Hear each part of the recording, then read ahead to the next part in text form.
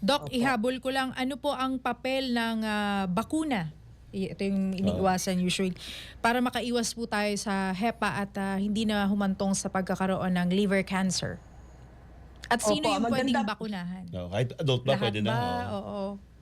Yes, opo. Maganda pong tanong yan, Miss Raya, no? So, actually, ang kagandahan po kasi sa viral hepatitis A and viral hepatitis B, pwede po siyang ma-prevent sa bakuna. So, may available po tayong bakuna for hepatitis B, no? So, kahit bata, actually nasa batas natin na dapat within 24 hours na bakunahan ang sanggol or bagong panganak ng hepatitis B po. And kahit matanda na po, maganda pa rin po na magpabakuna against hepatitis B para in case man nawala kang hepatitis B hindi ka magkakaroon ng cirrhosis, hindi ka magkakaroon ng liver cancer po.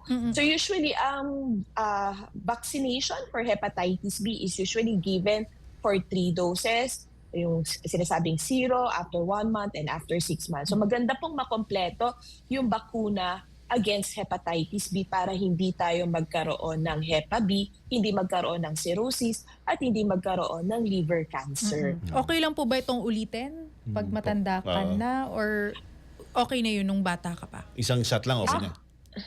Hindi, ano po, depende po sa pasyente. No? So there's actually a test, Sir Francis, Ma'am Raya, yung tinatawag naming anti-HBs. Dito namin nalalaman, no, yung antibody against hepatitis B surface antigen, yung blood test na to, pag ang anti-HBs mo more than 10, pwede na pong hindi magpabakuna.